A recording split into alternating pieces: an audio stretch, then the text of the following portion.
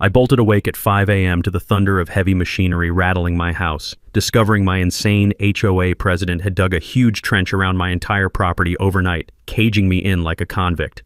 Picture this, a vicious 6-foot-deep ditch encircling everything, heaped with sloppy Georgia red clay. I couldn't access my mailbox, car, or even leave for work without clawing over those filthy mounds like an escapee from hell.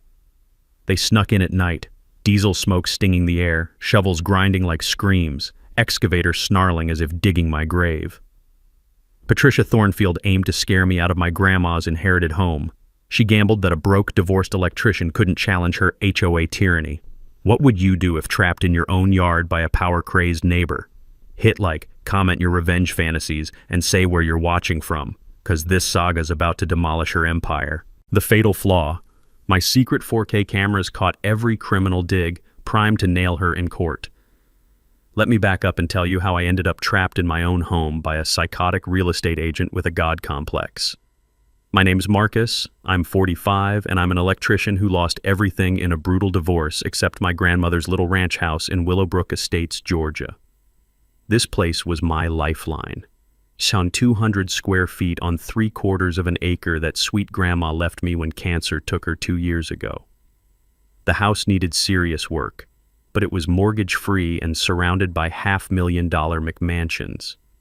Weekend mornings, the smell of sawdust and motor oil from my restoration projects mixed with wild honeysuckle growing along the back fence reminded me of visiting grandma as a kid, back when life made sense. I was living paycheck to paycheck, using every spare hour to slowly bring the place up to standards. Nothing fancy, just trying to honor grandma's memory while keeping a roof over my head. The stress of starting over at 45 had me waking up at 4 a.m. most nights, but this house was my anchor. Then I met my neighbor from hell. Patricia Thornfield is a 52-year-old real estate agent who treats Willowbrook Estates like her personal fiefdom. She lives in an $800,000 colonial across the street with landscaping so artificially perfect it looks like a funeral home display. Her BMW sports real TR1 vanity plates because subtlety died along with her conscience somewhere around 2008. See, Patricia nearly lost everything in the housing crash. Bankruptcy papers, foreclosure threats, the whole nightmare. That experience twisted her into something obsessed with property values and maintaining standards. She clawed her way back to wealth and now sees any sign of decline as a personal attack on her empire. As HOA president for 8 years, she's built a power network that would make a mob boss jealous. Husband David runs the most connected law firm in town. Brother-in-law sits on city council. She controls 3 HOA boards and has dirt on half the city planning department. The war started with a violation notice slapped on my door like a parking ticket from hell. Commercial vehicle violation, lowering neighborhood aesthetics. My crime? Parking my Ford F-150 work truck in my own driveway. Look, I'm not the type to cause trouble, but this was insane. So I researched the HOA bylaws like any reasonable person would. Right there in black and white, work vehicles under 10,000 pounds explicitly allowed. My truck weighs 6,800 pounds. Case closed, right? Dead wrong. I politely brought this up at the next board meeting, printed bylaws in hand. The community center reeked of stale coffee and Patricia's suffocating Chanel perfume as I stood to address the board. You could have heard a pin drop as I quoted the exact bylaw language. Perhaps, Patricia said, her voice dripping venom. You don't understand what it takes to maintain property values in a quality neighborhood. The way she said quality while staring at my work boots, that's when I saw the real Patricia.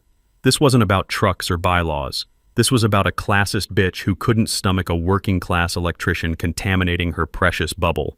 Her manicured nails drummed the table like a death march as other board members shifted uncomfortably. The humiliation in her eyes was palpable. A divorced tradesman had just schooled the queen bee in front of her subjects. 2 days later, city code enforcement knocked on my door. Same bogus complaint, different letterhead. Patricia had filed a false report claiming multiple neighbor complaints despite the clear bylaw language. That night, I noticed the same car making slow passes by my house. Neighbors who used to wave started avoiding eye contact. My mail arrived, damaged or late. The psychological warfare had begun. The weekly violation notices followed like clockwork. Grass measured with rulers, microscopic paint scuffs. My restoration project under a tarp became an abandoned vehicle. Each $150 fine came with $500 appeal fees, financial quicksand designed to drown me. But Patricia made one critical mistake. She assumed a broke electrician couldn't fight back against her machine. Time to prove her wrong. Patricia's systematic destruction of my life kicked into overdrive after that board meeting humiliation. The violation notices arrived like clockwork every Tuesday. Grass measured with an actual ruler at exactly 0.6 inches too high, microscopic paint scuffs that needed a magnifying glass to detect. My restoration Camaro under a tarp suddenly reclassified as an abandoned vehicle eyesore. Each bogus citation carried a $150 fine plus $500 appeal fees if I dared contest them. The math was brutal, designed to financially strangle a working man faster than a payday loan addiction. The metallic clang of my mailbox became weekly torture as another legal extortion letter arrived, and I started getting that sick feeling in my stomach every Tuesday morning. But Patricia wasn't satisfied bleeding me dry one violation at a time. She escalated to full social warfare, organizing emergency neighborhood meetings about declining property values without bothering to notify the guy supposedly causing the decline. I only discovered these secret tribunals when Mrs. Naomi's teenage son felt guilty enough to tell me. "They were talking about your house, Mr. Marcus," he whispered, looking genuinely sorry. "She had charts and everything." The smell of betrayal is harder to stomach than week-old garbage in Georgia heat. Meanwhile, anonymous complaints started flooding the state electrical board, questioning my license and work quality. Professional sabotage disguised as concerned citizen reports. The timing was so obvious, it might as well have had Patricia's signature on it. That's when desperation forced me to become my own lawyer. I spent sleepless nights researching housing law, discovering something that made my electrician's heart skip a beat. Georgia's Fair Housing Act specifically prohibits selective enforcement of HOA rules based on economic status. The federal penalties could reach $100,000, and suddenly I realized Patricia might have handed me a nuclear weapon. I spent the next 3 weeks documenting every property in Willowbrook Estates like a forensic investigator, measuring fence heights with my contractor's tape, photographing paint conditions, cataloging vehicles that somehow escaped Patricia's eagle eye when they belonged to the right people. The results were devastating. Mrs. Patterson's $900,000 mansion had grass twice the legal height Patricia enforced on my property. The Johnson's fence exceeded HOA limits by 6 inches. Mr. Bradley had been parking a commercial landscaping trailer in his driveway for 2 years without a single citation. But here's where Patricia's arrogance became her downfall. She got so confident in her campaign of terror that she decided to involve law enforcement. One evening, while I was replacing some outlet covers, perfectly legal repair work during normal hours, she called the police claiming I was creating unbearable noise disturbances. What Patricia didn't know was that her midnight property line inspections had spooked me into installing security cameras. Professional-grade equipment with night vision and audio recording, all perfectly legal on my own property. The footage was absolutely beautiful. Crystal clear video of Patricia coaching my neighbor Mrs. Stevens on exactly what to tell the responding officer about construction noise that had supposedly been going on for hours. The timestamp proved my power tools had been silent for over an hour when the complaint was filed. I had caught the HOA president red-handed orchestrating false police reports. Armed with this evidence goldmine, I requested emergency time at the next board meeting. The look on Patricia's face when I walked into that community center carrying evidence boxes was worth every sleepless night, pure panic masked by expensive foundation. "I'd like to address some concerns about enforcement consistency," I announced, connecting my laptop to the projector with the confidence of a man holding 4 aces. The next 20 minutes were absolutely glorious. Photo after photo showing violations ignored on million-dollar properties, audio playback of Patricia's false complaint coaching session, statistical analysis proving my citations were 400% higher than any other homeowner despite having fewer actual violations. Patricia tried desperate procedural objections, but the damage was nuclear. Board members were shifting like kids caught cheating, and I could smell her desperation mixing with that expensive Chanel perfume like cheap wine at a country club dinner. "This appears to be targeted harassment based on economic discrimination," I concluded, letting the legal implications hang in the air like storm clouds. The community center went dead silent except for fluorescent light buzzing and Patricia's increasingly heavy breathing. You could practically hear her mental calculator working overtime on damage control scenarios. As the meeting ended, Patricia intercepted me near the exit. Her voice dropped to a whisper that sounded like grinding metal. Some people just don't understand what it takes to maintain community standards in a quality neighborhood, Marcus. The threat was crystal clear. This war was just beginning. Walking to my truck, I noticed 3 board members huddled in intense conversation, throwing nervous glances toward Patricia's BMW. The cracks in her empire were starting to show, and she knew it. That night, I upgraded my security system and added cloud storage backup. Something told me Patricia Thornfield was about to show me exactly how far a cornered real estate queen would go to protect her kingdom. Patricia's retaliation hit like a sledgehammer to the gut. 3 days after my evidence presentation humiliated her, I came home from a 12-hour electrical job to find my house darker than a tomb. Someone had killed my main breaker during the worst heat wave Georgia had seen in decades. The timing was surgical precision. I'd been installing a commercial panel across town, unreachable for 8 hours straight. My refrigerator had been bleeding lukewarm water across the kitchen floor for hours, spoiling $200 worth of groceries I couldn't afford to replace. My business laptop containing every client file and invoice had been plugged into a surge protector that was now flashing error codes like a slot machine paying out bankruptcy. I stood in my sweltering kitchen, sweat already soaking through my work shirt, and realized Patricia had just escalated from legal harassment to outright sabotage of my livelihood. The police were sympathetic but useless. Could have been kids messing around, Officer Martinez suggested, though we both knew teenagers don't typically target electrical panels with the precision of a master electrician. Without footage of the actual breaker box, there wasn't much they could do except file a report that would gather dust. That's when the psychological warfare went next level. My mail started arriving like it had been through a blender. Torn envelopes, water-damaged contents, or simply vanishing into the bureaucratic void. My bathroom renovation permit, a routine 2-week approval, got buried under additional review requirements that multiplied like cancer cells. 6 weeks of delays while my half-finished bathroom mocked me with exposed plumbing and no working shower. The stress was devouring me from the inside. I'd wake up at 3 a.m. with my heart hammering, that metallic taste of pure anxiety coating my mouth like I'd been chewing copper wire. Every sound outside sent adrenaline shooting through my system. Was that footsteps? Another car driving too slowly? Then Patricia decided to attack the one thing that kept me employed. I discovered my work truck sitting on 4 slashed tires like a wounded animal. Not punctured, completely shredded with what looked like a box cutter wielded by someone with serious rage issues. $800 I didn't have for new tires, plus the humiliation of explaining to clients why I couldn't make scheduled appointments. A week later, my gas tank got sugared.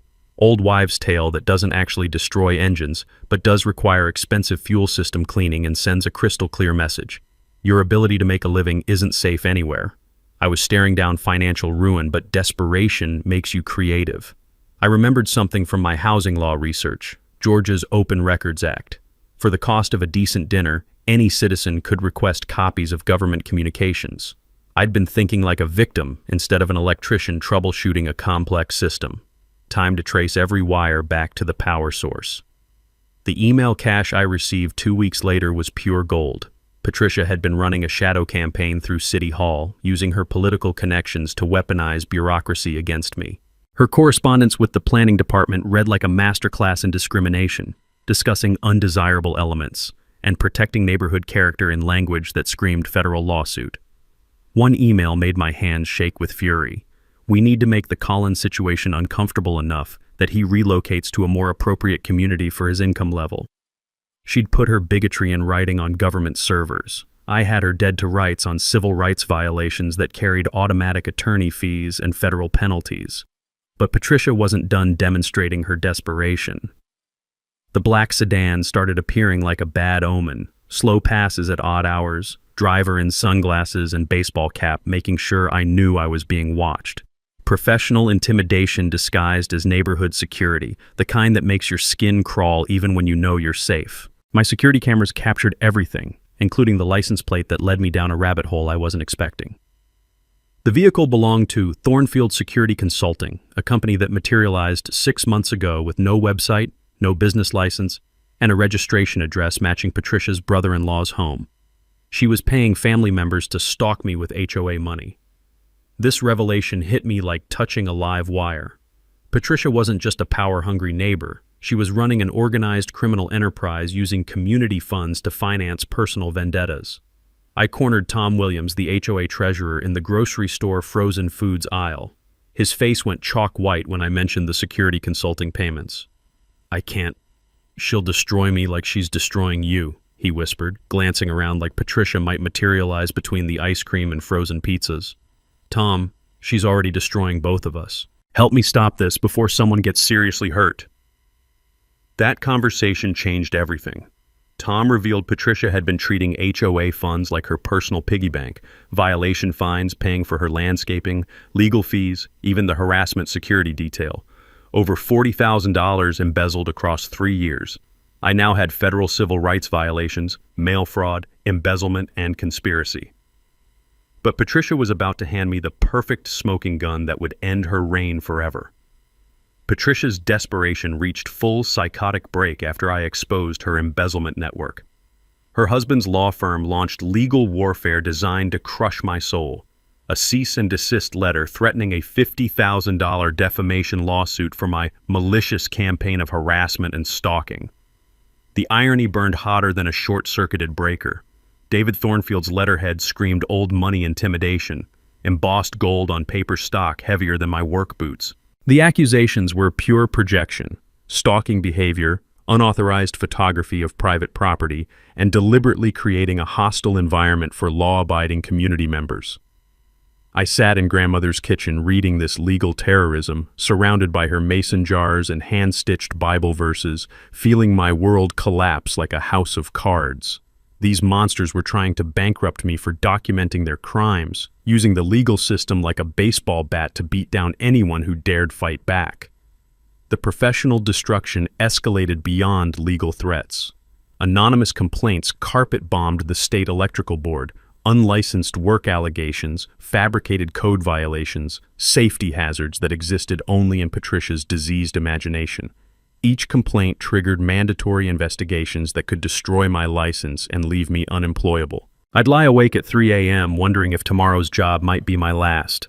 The taste of financial ruin metallic and bitter as burnt copper wire on my tongue. But Patricia's cruelest psychological torture was still coming. She organized a neighborhood block party with surgical precision, invitations to every house except mine. The RSVP cards requested family-friendly neighbors committed to community standards only. Translation: the working-class electrician isn't welcome at his own community celebration. Saturday afternoon became my personal hell. I watched through grandmother's lace curtains as my neighbors gathered in the street, sharing barbecue and beer while I sat isolated like a convicted sex offender. The sound of children's laughter mixed with adult conversations I'd never be part of again, while the smell of grilled burgers drifted through my screen door like torture designed by committee. Mrs. Naomi wouldn't even make eye contact when she walked past my house to join the festivities. That night, drowning in isolation and despair, I retreated to grandmother's bedroom to sort through her papers. Maybe I could find something, anything, that might help me survive Patricia's campaign to destroy my life. Grandma had been obsessively organized, keeping every document in manila folders that still smelled like her lavender soap and decades of love. Bills, receipts, warranties for appliances long since broken. The paper trail of a life lived with careful attention to detail. In a folder marked House Papers 1960, I found salvation. The original neighborhood development covenant signed when Grandma first bought this property for $8,400 cash. Legal language that looked ancient compared to modern HOA tyranny, but the implications hit me like grabbing a live wire with wet hands. Properties built before 1975 were explicitly exempted from decorative restrictions under a grandfather clause, designed to protect existing homeowners from future association overreach. Basic safety standards only, no aesthetic controls, no vehicle restrictions, no landscaping requirements. My house was built in 1962, 13 years before Patricia's HOA even existed. I read that covenant until my eyes burned, legal phrases swimming in my vision as the reality crystallized. Georgia property law recognizes original covenants over subsequent amendments unless property owners explicitly consent to new authority. Grandma never signed away her rights, which meant I'd inherited bulletproof legal protection. Patricia had no jurisdiction over my property. Every fine, every violation, every harassment campaign, all illegal from day one. This wasn't just a defense. This was a nuclear weapon that would vaporize Patricia's authority and expose years of illegal extortion across the entire neighborhood. But before I could process this victory, Patricia made her most desperate and catastrophically stupid mistake. I woke Saturday morning to the thunder of heavy machinery. Through my bedroom window, I watched 3 guys with excavators systematically digging a 6-foot trench around my entire property. No permits, no city approval, just cash-paid contractors creating a medieval moat to psychologically torture me into submission. The foreman avoided eye contact when I confronted him. Lady said emergency drainage, city approved yesterday. Pure bullshit. City offices don't issue weekend permits, and the smell of his lie was stronger than diesel exhaust choking my morning air. My security cameras captured everything in glorious 4K detail. Patricia arriving at dawn to personally direct the operation, pointing and gesturing like Napoleon commanding troops. Audio picked up her exact words. Dig it deep enough that he feels trapped like a rat. I want him climbing over dirt piles every time he leaves his house. Criminal confession recorded in high definition. But Patricia's paranoia drove her to one final fatal error. That afternoon, she filed an emergency restraining order claiming I'd threatened physical violence during our excavator confrontation. Complete fabrication designed to silence me before I could expose her crimes. She'd just added false police reports and perjury to her growing felony collection. Sitting in my dirt-surrounded house that evening, I realized Patricia Thornfield had just handed me everything needed to destroy her empire and send her to federal prison. Time to spring the trap publicly, brutally, and permanently. The grandfather clause discovery hit me like touching a live wire, but sitting in my dirt prison Sunday morning, I realized I'd only found the tip of the iceberg. While Patricia probably celebrated trapping me behind her medieval moat, I spread grandmother's documents across the kitchen table like crime scene evidence. The original 1960 covenant wasn't just legal protection, it was a time bomb that would detonate Patricia's entire empire. Reading deeper into the historical context made my hands shake with rage and anticipation. Willowbrook Estates was originally designed as affordable housing for working families, teachers, mechanics, factory workers, like my grandmother who cleaned rich people's houses to afford a piece of the American dream. The grandfather clause wasn't some legal accident. It was deliberately crafted to prevent exactly what Patricia had been doing, using wealth and fake authority to drive out working-class families. My grandmother had unknowingly armed me with a nuclear weapon. I called my attorney Monday morning, my voice cracking as I read him the exact covenant language. The silence stretched so long I thought he'd hung up on me. "Jesus Christ, Marcus," he finally whispered, and I could hear papers rustling frantically in the background. "Do you understand what you've just handed me? That Patricia can't legally touch my property? That she's been running a criminal extortion ring for years? That we now have grounds for federal RICO charges? That this woman could die in prison?" The implications hit like ice water flooding my veins. Patricia hadn't just overstepped her authority. She'd been systematically robbing families under color of fake law, targeting people who couldn't afford to fight back. But the revelation got exponentially worse for Patricia.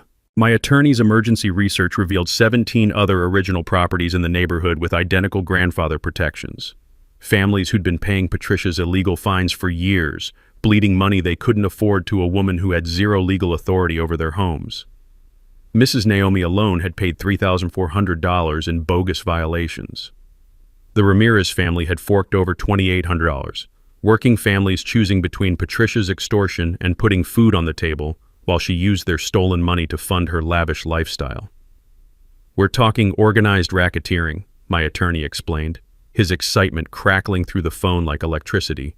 20 years federal prison minimum, complete financial destruction. This is career-ending for everyone who helped her. The power dynamic had exploded like an overloaded transformer. I wasn't some helpless victim anymore. I was a federal witness holding evidence that would obliterate an entire criminal network. But Patricia's vulnerability ran deeper than legal exposure. Her financial records subpoenaed that week revealed the psychological cancer driving her obsession. The 2008 crash had left her mortgaged to her eyeballs, living on credit and borrowed time. Every month was a knife-edge balance between maintaining her facade and sliding back into bankruptcy hell. My modest house represented her worst nightmare, proof that authentic working people belonged in her neighborhood. a daily reminder that her wealth was built on leveraged lies and stolen authority. She'd declared war on me because I embodied everything she feared about herself. The FBI Financial Crimes Unit opened formal investigation within 72 hours. Mail fraud, wire fraud, civil rights conspiracy, racketeering, charges that would strip her of everything she'd built on the backs of innocent families. Patricia's assets were frozen, her real estate license suspended, her husband's law firm under ethics investigation for enabling criminal conspiracy. The empire she'd spent 8 years building was crumbling faster than a house built on rotten foundation. But I wanted more than legal victory. I wanted public humiliation that would serve as a warning to every petty tyrant who thought they could terrorize working families with fake authority. Time to orchestrate the most brutal public downfall possible. Patricia Thornfield was about to learn what real power looked like when it came to destroy everything she'd stolen. The week after discovering my grandfather Claus felt like preparing for the electrical job from hell, except instead of rewiring a house, I was systematically dismantling a criminal empire one connection at a time. My kitchen table became War Room Central, buried under legal documents, security footage, screenshots, and a timeline that would make federal prosecutors weep tears of joy. My civil rights attorney, James Mitchell, had transformed from cautious legal counsel into a caffeinated avenger. 20 years fighting housing discrimination had never given him evidence this ironclad. We met nightly in his cramped office that reeked of old law books and burned coffee, building a case that would rewrite HOA abuse law nationwide. "Marcus," he said during one 2 a.m. strategy session, his eyes red as brake lights from reviewing evidence.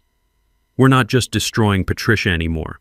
We're creating precedent that'll protect thousands of families from future predators." The scope of Patricia's crimes kept expanding like cracks in overloaded electrical conduit. Our investigation revealed she'd been running identical extortion schemes in 2 other neighborhoods, systematically targeting working-class and immigrant families with fabricated violations and illegal fines.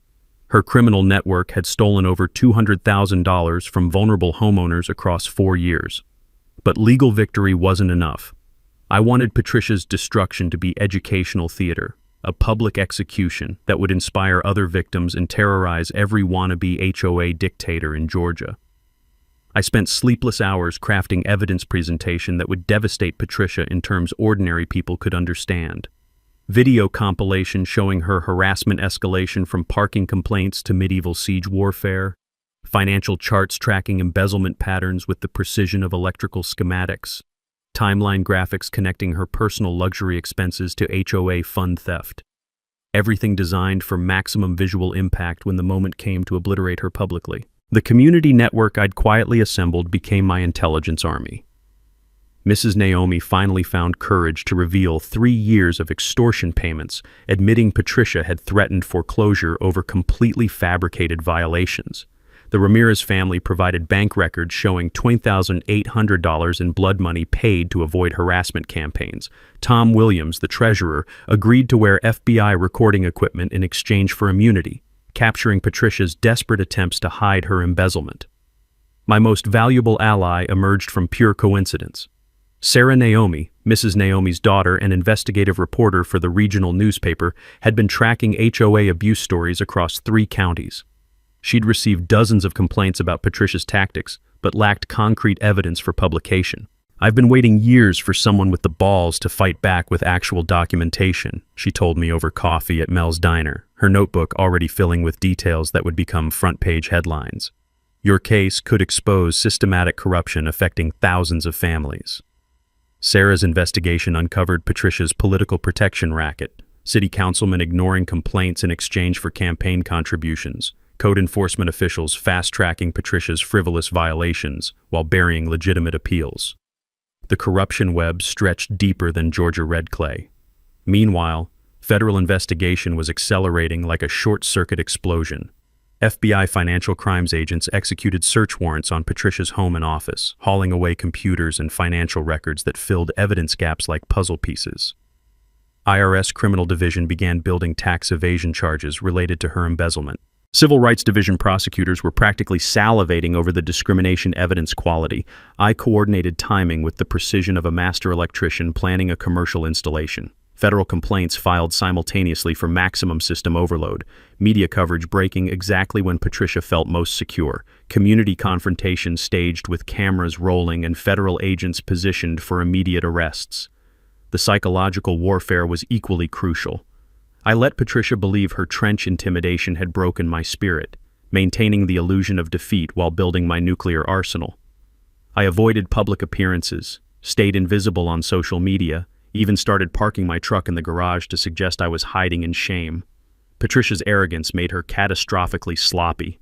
She bragged openly about finally solving the Collins problem at neighborhood coffee clatches. She used HOA meetings to celebrate record violation revenue and improved community standards. Her hubris was building toward the kind of spectacular fall that would echo across every HOA board in America. Technical preparations were surgical. I upgraded security systems with military-grade equipment capable of live streaming directly to cloud servers, ensuring no evidence could be destroyed or suppressed.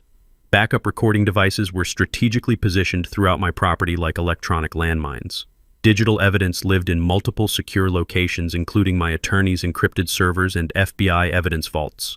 The smell of impending justice was intoxicating, like the clean ozone scent after lightning strikes, electric with possibility and destruction. 3 weeks before the planned confrontation, every element aligned with cosmic perfection. Federal indictments were sealed and loaded like bullets in a legal chamber. Media outlets had prepared coordinated coverage packages. Community allies were briefed on testimony roles. Even the weather forecast looked ideal for outdoor camera work.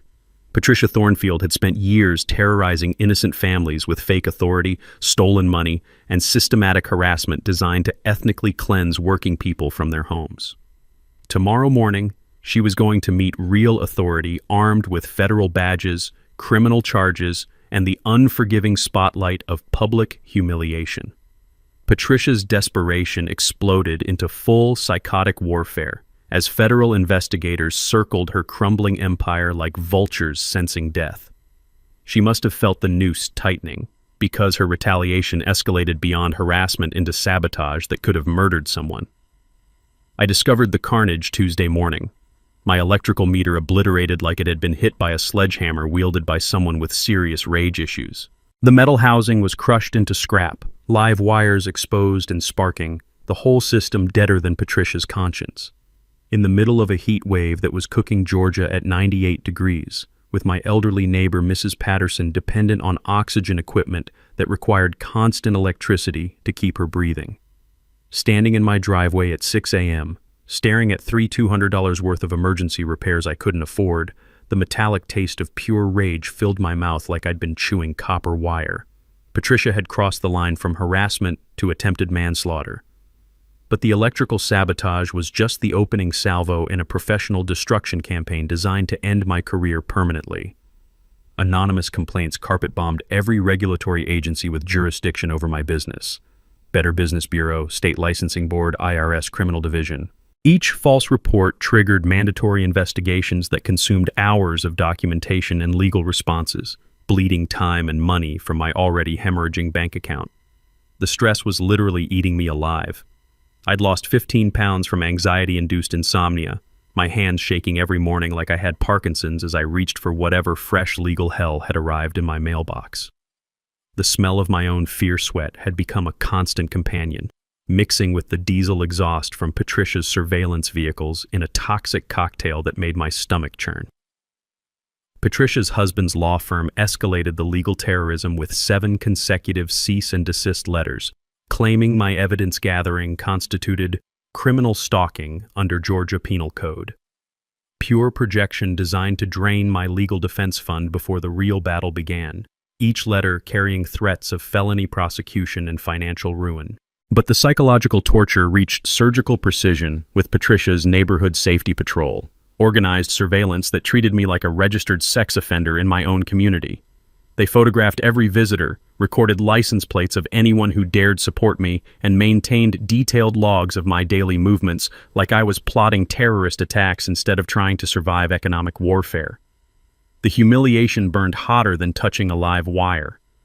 Neighbors who'd known me for years now watched me with suspicious eyes, wondering what terrible crimes I'd committed to deserve such community-wide monitoring.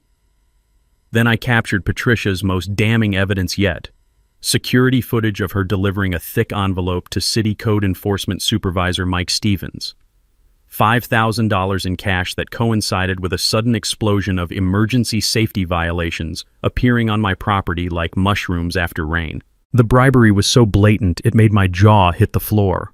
Patricia was literally purchasing government officials to weaponize public authority against a private citizen, corrupting taxpayer-funded positions to execute her personal vendetta. But her witness intimidation campaign revealed the true scope of her criminal empire. Every neighbor brave enough to support me faced immediate financial retaliation. Mrs. Naomi got slammed with $800 in retroactive landscaping violations that had been ignored for 3 years. The Ramirez family received $200 in paint and fence citations for conditions that existed when they bought their house. My audio surveillance captured Patricia's midnight enforcement tours, her voice carrying clearly as she documented previously ignored violations with measuring tape and vindictive precision. Anyone stupid enough to help that man will learn what crossing me costs their bank account. A criminal conspiracy and witness intimidation, all recorded in courtroom-quality audio. The mini twist that destroyed Patricia's last shred of credibility came through her own desperate arrogance. She filed a false police report claiming I'd threatened violent assault during a chance encounter at Home Depot, complete with fabricated witness statements and Academy Award-worthy tears about feeling terrorized in her own community. What Patricia's paranoia missed was Home Depot's comprehensive security camera system. The footage was devastating. Clear video of her stalking me through the electrical aisle, deliberately creating confrontation, then immediately speed dialing 911 with completely fabricated claims about being threatened. Detective Rodriguez reviewed the evidence with the expression of someone who'd just watched a toddler lie about stealing cookies while chocolate covered their face. "Ma'am, this footage shows you pursuing Mr. Collins, not the opposite. Filing false police reports is a Class D felony." Patricia's response was pure, unhinged desperation. "That man is destroying everything I've built. Someone has to stop him before he ruins the entire neighborhood." But her confession was recorded, adding perjury and filing false reports to her expanding felony collection.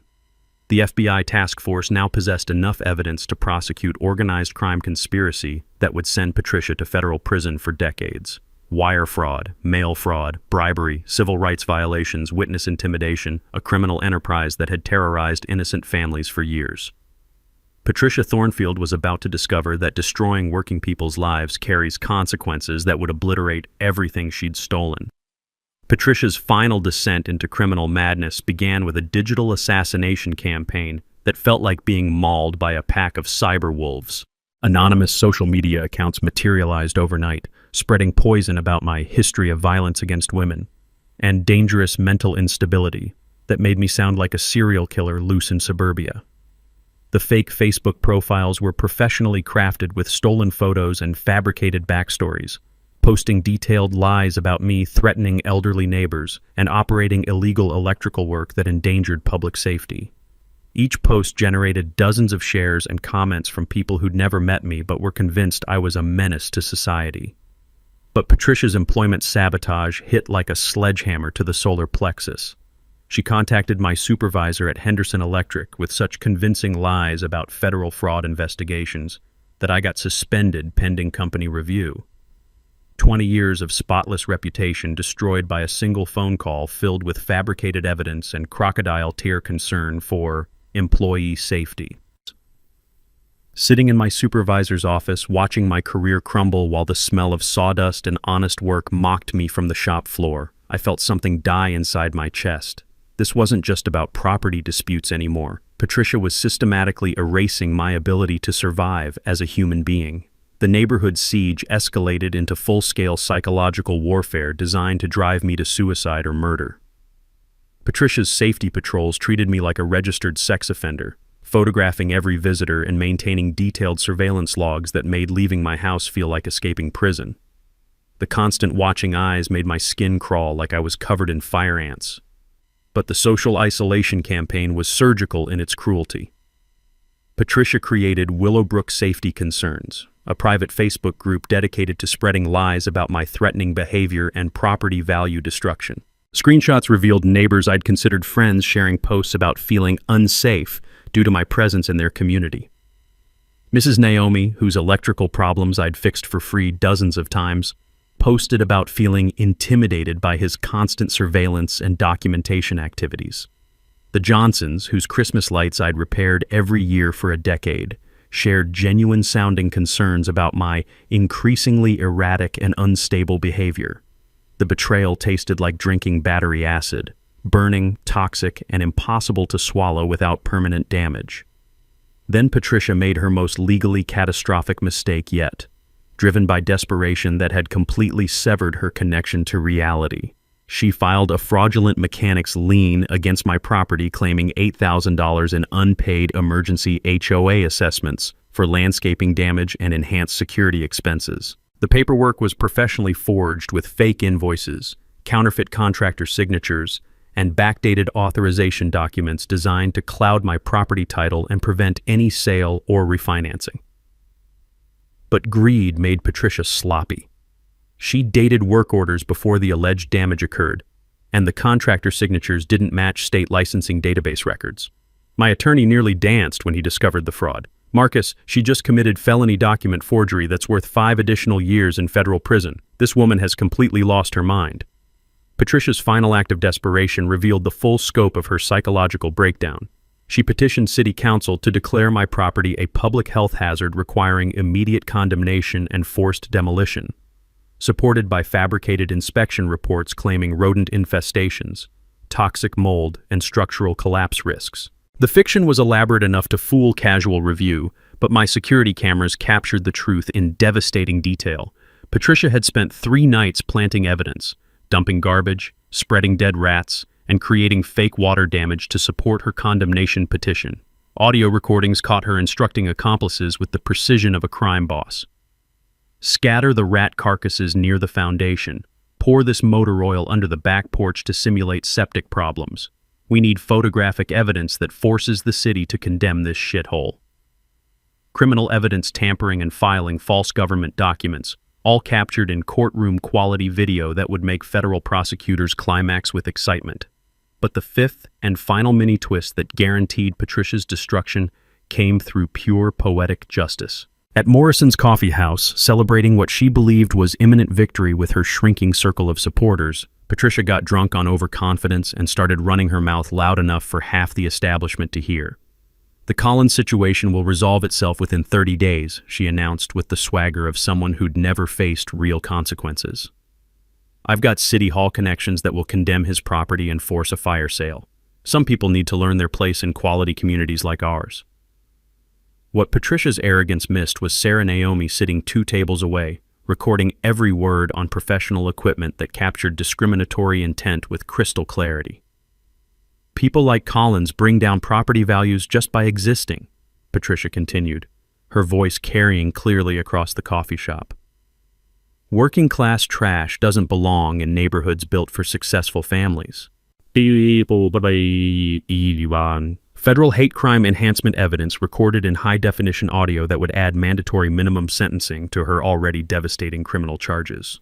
Patricia Thornfield had just confessed to organized criminal conspiracy motivated by pure class discrimination, sealing her fate for federal prison time that would last until she died behind bars. Thursday evening's HOA meeting drew a crowd that packed the Willowbrook Community Center beyond fire code limits.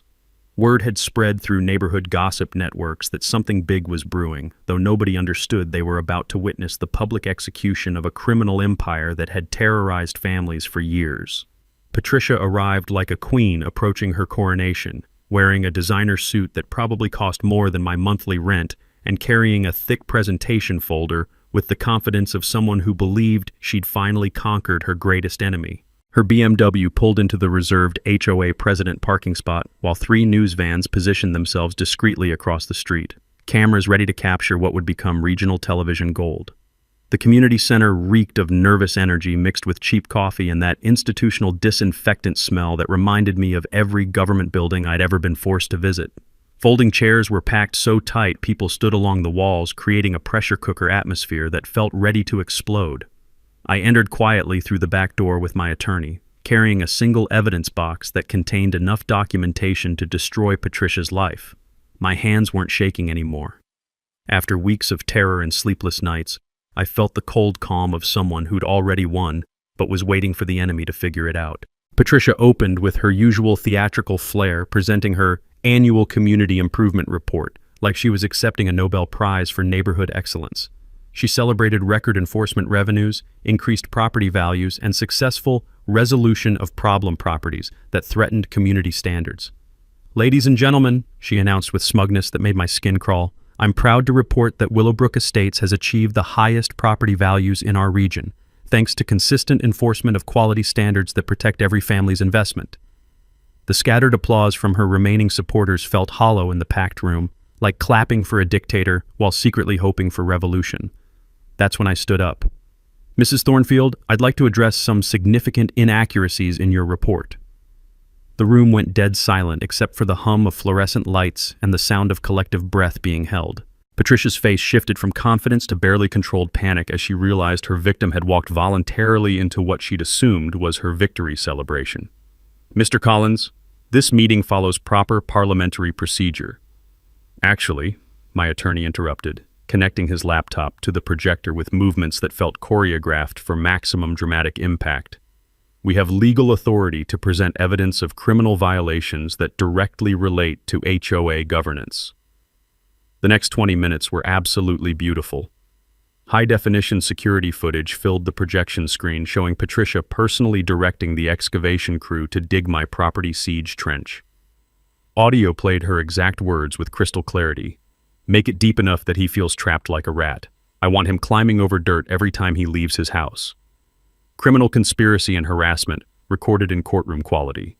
Financial charts revealed her embezzlement pattern. $127,000 stolen from HOA accounts over 4 years, with detailed bank records showing personal expenses charged to community funds. Landscaping bills, legal fees, even the harassment security patrols paid with money stolen from neighbors sitting in that very room. The audience was murmuring like an angry beehive as the scope of betrayal became clear. But the smoking gun evidence was Patricia's recorded confession from Morrison's coffee house, her voice carrying clearly through the community center speakers. "People like Collins bring down property values just by existing. Working-class trash doesn't belong in neighborhoods built for successful families." The room erupted. Neighbors who'd been terrorized for years finally understood they'd been victims of organized criminal conspiracy motivated by pure class hatred. "Furthermore," my attorney continued over the chaos, "Mr. Collins's property is protected by grandfather clause provisions that make every citation issued by Mrs. Thornfield completely illegal under Georgia property law." That's when the federal agents made their entrance. 3 FBI financial crimes investigators walked through the front door with the casual confidence of people who'd been waiting outside for this exact moment. Behind them came IRS Criminal Division agents carrying sealed indictments and asset seizure warrants. "Patricia Thornfield," Special Agent Rodriguez announced in a voice that cut through the community center noise like a chainsaw, "you're under arrest for federal civil rights violations, mail fraud, wire fraud, and conspiracy under color of authority." The sound of handcuffs clicking echoed through the stunned silence like gunshots. Patricia's composure finally shattered completely. "This is ridiculous. I've dedicated my life to protecting this community. These people don't understand what it takes to maintain quality neighborhoods." But her protests fell on deaf ears as federal agents read Miranda rights while news cameras captured everything through the community center windows. I stood up as Patricia was led away in handcuffs, making eye contact for what I knew would be the last time. "Patricia," I said, loud enough for the entire room to hear, "you gambled that a broke electrician couldn't fight back against your criminal empire. You were wrong." The standing ovation that followed was the sweetest sound I'd ever heard. The immediate aftermath of Patricia's arrest felt like emerging from a nightmare into sunlight after months trapped in darkness. Within hours, news footage of her perp walk had gone viral across social media, transforming our quiet Georgia neighborhood into a symbol of grassroots justice that inspired copycat investigations nationwide. The criminal consequences were swift and devastating. Patricia received 18 months in federal prison, 3 years probation, and $150,000 in restitution to her victims. Her real estate license was permanently revoked. Her husband's law firm faced ethics sanctions that forced him into early retirement, and their family declared bankruptcy within 6 months as legal fees and asset forfeitures consumed their stolen wealth. But the civil settlement changed my life completely. The HOA was forced to pay $185,000 in damages plus $67,000 in attorney fees, funded through emergency assessments on the properties Patricia had protected from enforcement. Justice served with mathematical precision. The families who'd benefited from her selective enforcement finally paid for the privilege. My property transformation became neighborhood legend. The trench site was converted into a beautiful community garden where families now gather for weekend barbecues and children learn to grow vegetables. Property values increased 23% after Patricia's removal, proving that authentic community cooperation beats authoritarian control every single time. Marcus Electrical expanded to 12 employees as my reputation for integrity spread across 3 counties. Clients sought me out specifically because they'd heard about someone who fought corruption and won, turning my legal victory into the kind of business success that money can't buy, but character always earns. The neighborhood itself underwent revolutionary change under new HOA leadership that prioritized transparency and fairness over arbitrary enforcement. Financial oversight procedures prevent future embezzlement. Violation appeals include independent review, and enforcement policies apply equally regardless of homeowner income or background. But the most meaningful transformation was personal. 6 months after Patricia's conviction, Sarah, Naomi, and I started dating, bonding over our shared commitment to exposing corruption and protecting vulnerable families. A year later, she moved into grandmother's house, bringing warmth and laughter back to rooms that had echoed with too much loneliness. Our wedding reception was held in the community garden that replaced Patricia's siege trench, with neighbors who'd supported me during the darkest months, celebrating love growing from ground that once symbolized hatred and division. The social good initiative that grew from this experience became my proudest legacy. The Marcus Electrical Scholarship Fund, established with $50,000 from my settlement, provides full trade school tuition for disadvantaged youth pursuing electrical careers. Annual fundraising dinners in the neighborhood raise an additional $25,000 yearly, creating sustainable educational opportunities for kids who need second chances. Over 5 years, 47 scholarship recipients have graduated with 89% job placement rates, many starting their own businesses and continuing the cycle of community investment. These young electricians understand that technical skills combined with personal integrity can change entire communities, one honest job at a time. The legal precedent created nationwide impact that exceeded my wildest dreams. The Willowbrook decision was cited in congressional hearings on HOA reform, inspiring Georgia's HOA Accountability Act that strengthened homeowner protections statewide. Federal prosecutors now use our case as a template for investigating similar corruption, protecting thousands of families from future Patricia Thornfields. Patricia's fate serves as permanent warning to wannabe HOA tyrants everywhere.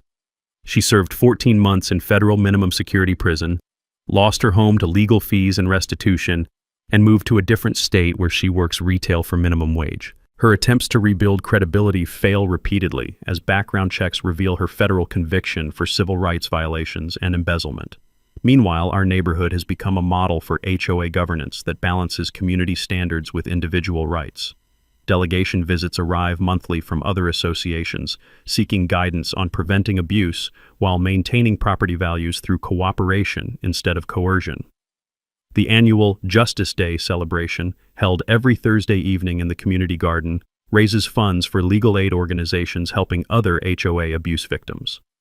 These gatherings remind us that ordinary people possess extraordinary power when they refuse to accept injustice and fight back with intelligence, persistence, and community support. 5 years later, sitting in my beautifully renovated home with Sarah planning our first child's nursery, I sometimes remember that terrifying morning when I woke up trapped behind Patricia's siege trench. The contrast between then and now feels miraculous, proof that courage and documentation can defeat even the most entrenched corruption. So here's my message for anyone trapped under HOA tyranny. Document everything ruthlessly, research your legal rights thoroughly, build community support strategically, and never let petty tyrants convince you that their authority is legitimate just because they claim it loudly. Drop your HOA horror story in the comments. You'll be shocked how many neighbors face similar bullying, but together we can fight back and win. If you love seeing corrupt bullies get exactly what they deserve, smash that subscribe button because we've got more David versus Goliath justice stories coming that'll restore your faith in fighting back against impossible odds. Remember, evil wins only when good people stay silent. Justice takes time, but it's always worth the fight. That's all for today's HOA Madness. If watching justice serve itself made your day, smash that like button, share your thoughts down below, and make sure you're subscribed. More outrageous neighborhood showdowns are just around the corner.